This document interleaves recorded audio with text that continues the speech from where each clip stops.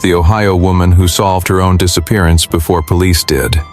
In the summer of 2014, a woman walked into a police station in Ohio and told the officer at the front desk that she needed to report a missing person. The officer pulled out a form and asked for the name of the missing individual. The woman gave her own name. Confused, the officer looked up. The woman was standing right there in front of her. She was alive, she was conscious, she was speaking clearly, but she was also completely serious. And what she was about to explain would launch one of the strangest missing person investigations in Ohio state history. Because according to this woman, she had been missing for 3 days. And she needed the police to help her find out what happened to her during those 3 days. The police thought she was mentally unwell. They almost dismissed her. But then they ran her name through the system. And that is when they realized she was telling the truth. Her name is not public. Authorities have protected her identity because of the nature of what happened. But for this story, let's call her Sarah.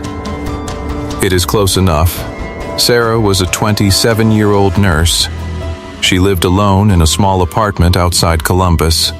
She was reliable, professional, the kind of person who showed up early to work and never missed a shift. On the morning of July 8th, she woke up in her own bed. Sunlight was coming through the blinds. Her alarm clock was blinking. The time was wrong. That was the first thing that felt off. She reached for her phone.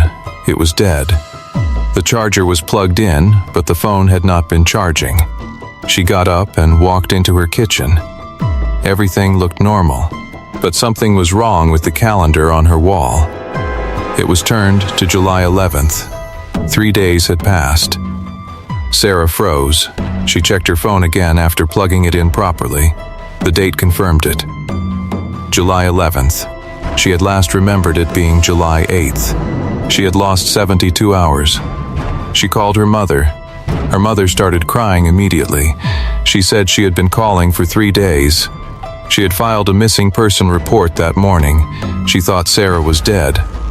Sarah hung up and sat on her bed and tried to remember something. Anything. A face. A car. A room. A sound. But there was nothing. Just a blank. A void. 3 days of her life had been erased completely. That is when she drove herself to the police station. The officers who took her statement were skeptical at first. They assumed drugs. They assumed mental illness. They assumed a hoax. But Sarah agreed to a drug test. It came back clean. She agreed to a psychological evaluation. The psychiatrist found no signs of psychosis, no delusions, no history of dissociative episodes.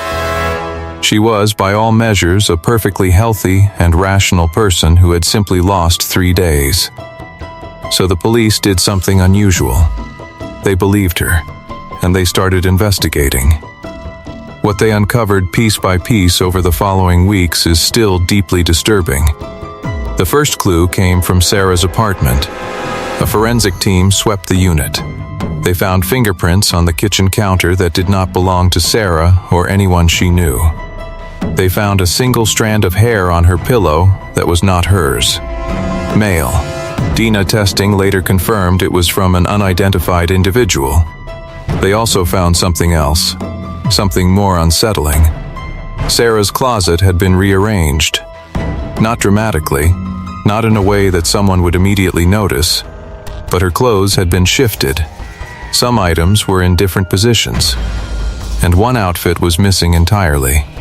A blouse and skirt that she had not worn in months. Gone. Had she left her apartment during those 3 days? Had someone been inside her apartment with her? Or had someone taken her and then brought her back? The second clue came from her building's security footage. The camera in the lobby was old and grainy, but it worked. Police reviewed the footage from July 8th through July 10th. On July 8th at 2:14 p.m., Sarah is seen leaving the building. She is wearing the missing blouse and skirt. She is walking normally. She is alone. There is nothing unusual about her behavior. She does not return until July 10th at 11:42 p.m. The footage shows her walking back into the lobby, but something is different. She is still wearing the same clothes, but they are slightly wrinkled. Her hair is messy. She is walking more slowly, and she is not alone. A man is walking beside her. He is tall. He is wearing a baseball cap pulled low. The footage never captures his face. He walks Sarah to the elevator. He presses the button. He waits with her. When the elevator doors open, he gestures for her to enter. He does not go in with her. He turns and walks away. Sarah enters the elevator alone. The doors close, and that is the last image of her before she wakes up the next morning with no memory of the previous 3 days. Police released a still image of the man to the public. It generated hundreds of tips, but no solid leads. The man in the baseball cap has never been identified.